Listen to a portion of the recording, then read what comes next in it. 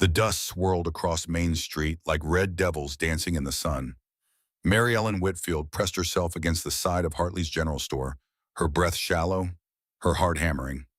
Through the dirty window, she could see her father's bent shoulders hunched over the poker table.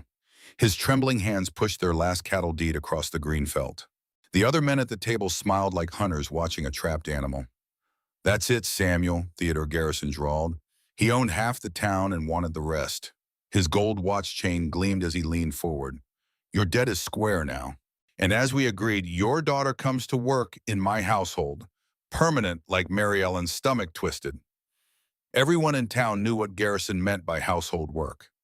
His two young wives had gone into the ground within a year of marriage, their faces marked by bruises no one dared speak of. Mary Ellen was only 19. The saloon doors burst open and out stumbled her father, face gray with drink and shame. Garrison and his men followed.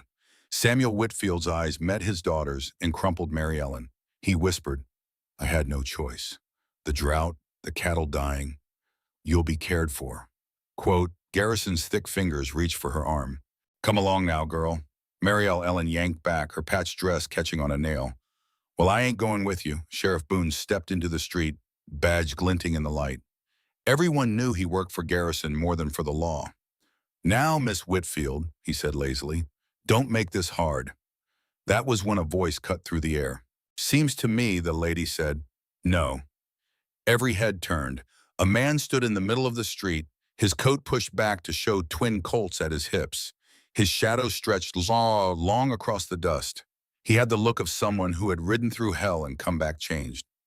Weathered hat, scarred face, and gray eyes as cold as a winter storm. Jacob Carter. No one knew him yet, but everyone could see trouble rode with him. "This ain't your affair, drifter," Garrison spat. Jacob shifted, resting his hand on his gun like it was the most natural thing in the world. "Funny thing about affairs, they find me whether I want them or not." Mary Ellen studied him. Scars crisscrossed his face, one running from his eye to his jaw, another hidden beneath his collar. Dust clung to him thick as flour, yet his eyes, hard storm gray eyes, met hers with something she had never seen before. Not pity, not hunger, but recognition. "You know who I am," Garrison blustered, puffing up like a rooster. "I own the mercantile, the bank, and half the cattle interests in this valley. I could have you run out before sundown." "Yeah, I know who you are," Jacob said slowly. "Heard tell you're eyeing the widow Martinez's land. Mighty convenient how she refused to sell, then died sudden of fever." Gasps rippled through the street. Garrison's face turned purple. "Sheriff, arrest him." But Sheriff Boone hesitated. Everyone could see it. The stranger had the look of a man who had sent plenty of others to their graves. Garrison lunged for Mary Ellen. Jacob's gun cleared leather faster than thought. The shot cracked the air and Garrison's hat spun into the dirt, a hole clean through its crown. Jacob's Colt leveled at the merchant's gut. "Next one goes lower," Jacob said calmly. No one moved. The merchant's men looked at one another but stayed put. "Here's how it is," Jacob continued. "You're going to tear up whatever paper her father signed. Debt's gone. Anyone has a problem, they can take it up with me and my friends here." He tapped his holsters. "You can't just," Garrison began. "Sure I can. See, I don't stomach men who buy women like cattle. Had enough of that in the war. Learned to hate it." His voice dropped to a dangerous hiss. "Now walk away." Garrison's jaw worked, but he saw the truth in Jacob's eyes. He motioned to his men. They slunk off, Sheriff Boone following close behind. Soon the street was empty, save for Mary Ellen, her father, and the stranger. Samuel Whitfield shrank into himself. "Mister, I thank you, but you don't know what you've done. Garrison owns this town. He'll do nothing tonight."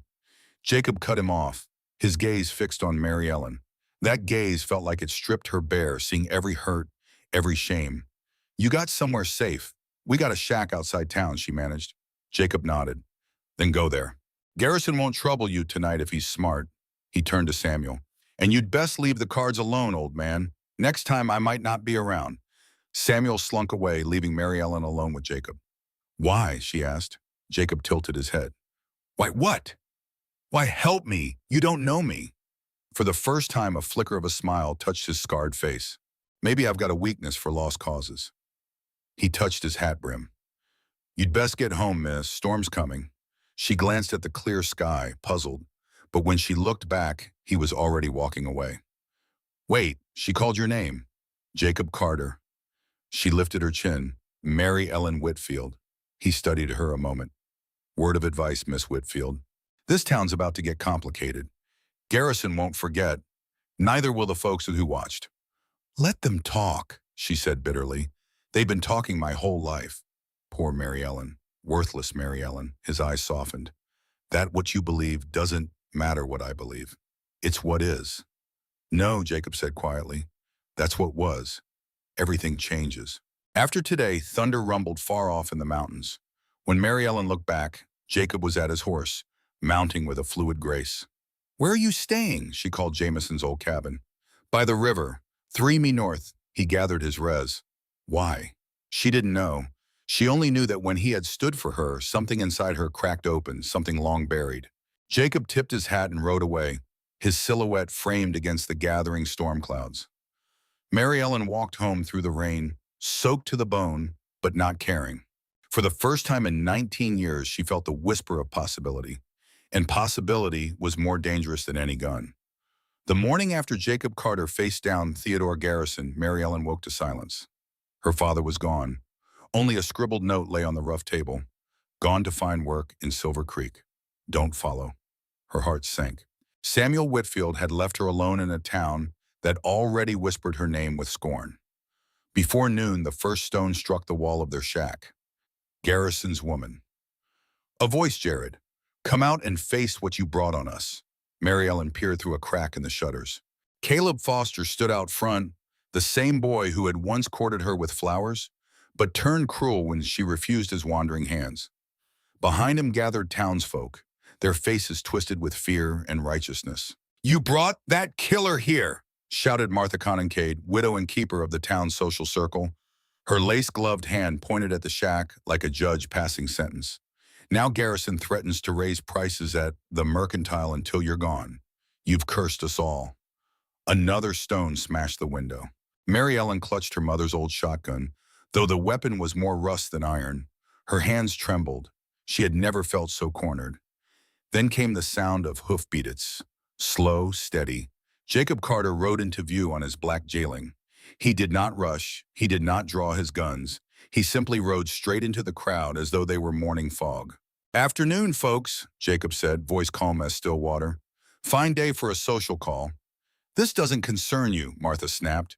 "We're here to make Miss Whitfield see reason." "Reason," Jacob tilted his head. "Interesting word. Which part of the good book tells you to stone a woman?" "Because a drunk father sold her like cattle." Martha's cheeks burned red. "She brought trouble to our town." "No, ma'am. Trouble was already here. Wore a merchant's coat and paid your sheriff to look the other way." All this girl did was say no. He shifted in his saddle. The movement exposed his holsters. The message was clear. "Go home," Jacob said softly.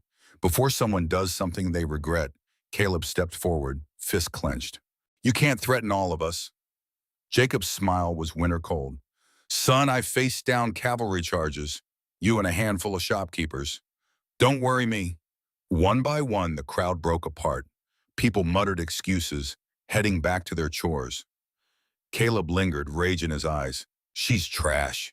He spat like her mama before her. In a flash, Jacob dismounted. His hand clamped Caleb's collar, lifting him off his feet like a rag doll. "Finish that sentence," Jacob whispered, voice low and deadly, "and I'll help you dig your own grave." Caleb's face went white. He nodded frantically. Jacob dropped him in the dirt. Caleb scrambled away, stumbling like a whipped dog. Silence hung heavy. Jacob turned to the shack. "Miss Whitfield, you can come out now." Mary Ellen opened the door, shotgun still clutched in her hands. She stepped into the sunlight, her heart pounding. "They'll be back," she said. Probably Jacob's gray eyes scanned the hills. "That why your father ran?" Shame burned her cheeks. "He's not brave. Most men aren't." Jacob's gaze swept over the broken window, the thin walls, the patched roof. "You can't stay here. I've got nowhere else."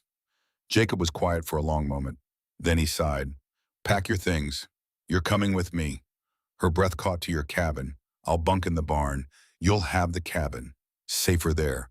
Unless, his eyes met hers steady, unless you'd rather wait here for them to return with torches tonight. Mary Ellen looked around at the broken window. The stones scattered in the dirt, the emptiness of her father's note. She knew he was right. Give me 10 minutes, she said. She packed quickly. 2 dresses, her mother's Bible, a faded Dodgereo type of her parents', and a loaf of stale bread. Everything she owned fit into one carpet bag. When she stepped outside, Jacob had already hitched their mule to the wagon. He lifted her bag, placed it in the back. That's all. Never had much to begin with. Something flickered in his storm gray eyes. Recognition, perhaps, or memory. They rolled out of town under watchful eyes. Curtains twitched. Doors cracked. Whispers chased them. But Mary Ellen sat tall, her chin high. The ride north was quiet. Dusty prairie gave way to cottonwood groves. The river shimmered in the afternoon sun. When they reached the cabin, Mary Ellen drew a sharp breath. It stood snug by the bend of the river, sheltered by tall trees, its chimney stone and strong. A barn leaned nearby and a well bubbled clear water. It's beautiful, she said softly. It's defensible, Jacob corrected. Yet she caught the ghost of a smile on his scarred face. Inside, the cabin was sparse but clean. A straw mattress bed, a table with 2 chairs, shelves lined with supplies, every item neat, ordered, military precise. Why are you doing this? The question tumbled out before she could stop it. He hesitated in the doorway, framed by fading sunlight. Because once in Kansas, I was ordered to burn a farm. A girl stood in front of her family. 16, maybe.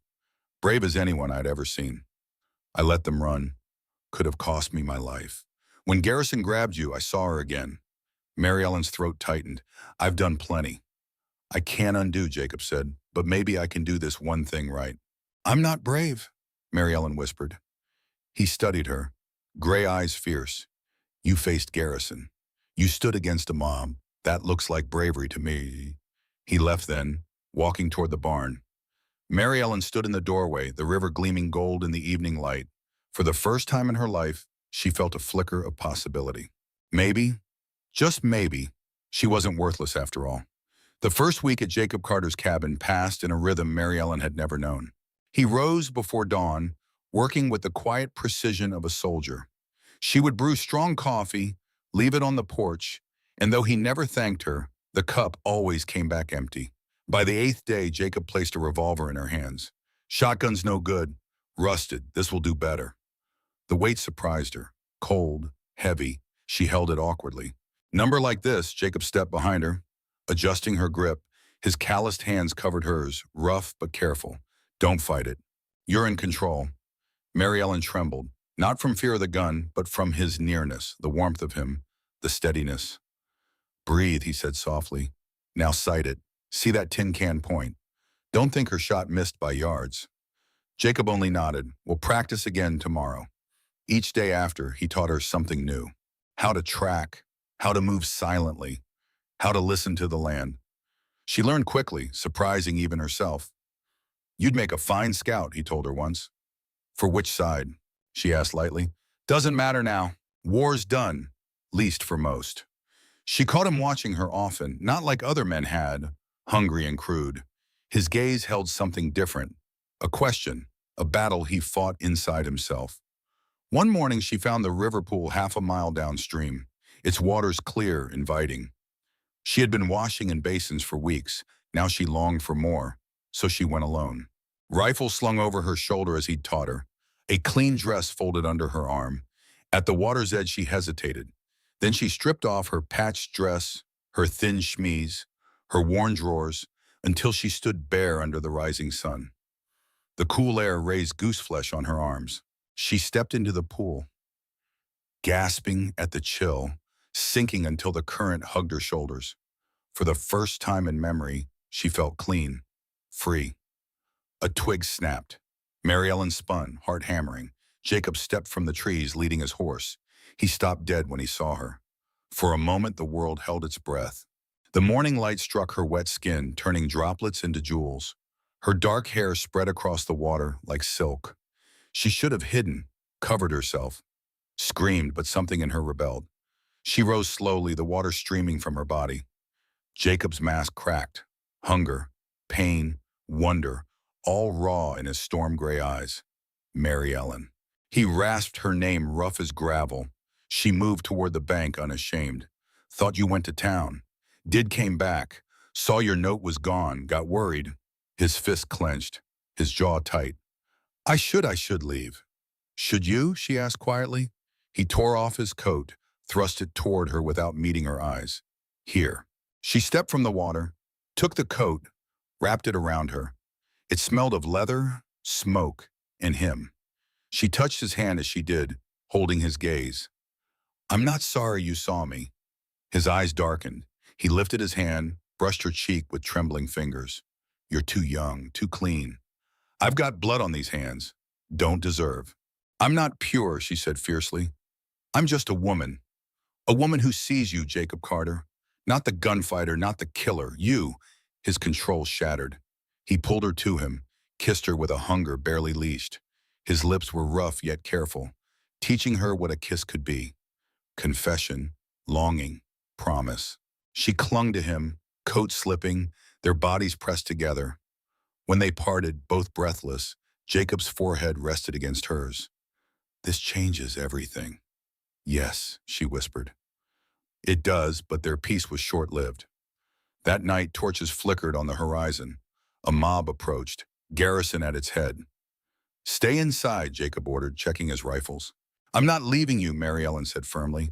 Rifle in hand, we stand together on the porch. They faced 30 riders. Garrison's voice thundered. Send out the girl, Carter. This isn't your fight. Jacob's voice was iron. She's made her choice. Same as me. Martha Conning Cage shrieked. She's brought shame, living in sin with this killer. Mary Ellen stepped forward. The only shame here is yours, 30 of you against 2. Real brave. The crowd muttered. Caleb Foster shouted, she's nothing but trash. Jacob's gun cleared leather in a blink. Finish that word, boy, and I'll end you. But Mary Ellen's voice rang out louder. Number, let me speak. She walked into the torchlight, rifle steady in her hands. You call me worthless trash, but I've worked since I was 12, keeping house while my father drank. I'd been grabbed, insulted, treated like dirt, and I stayed silent. No more. She raised her chin. Jacob Carter saved me from being sold like cattle. He taught me to stand tall, to fight back. If that makes me fallen in your eyes, then I'll fall proud. The crowd wavered. Whispers rose. The blacksmith's wife spoke up. She's right about Garrison. Shut up, Garrison bellowed, but the spell was broken. People turned against him.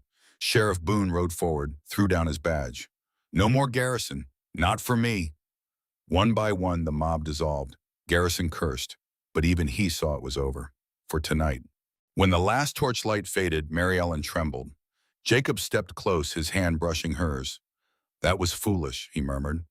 Brave as anything I've seen, but foolish. She managed a shaky smile. Learned from the best. His gray eyes softened, walls crumbling. What you said, did you mean it? Every word. He cupped her face, his thumb tracing her cheek. They'll never stop talking. You'll be marked forever. Then I'll make my own mark, she whispered, with you, if you'll have me. Jacob pulled her into his arms, and Mary Ellen let the rifle fall, choosing him instead. The river roared in the distance. The stars wheeled overhead, and in the cabin by the water, 2 broken souls chose each other, whatever the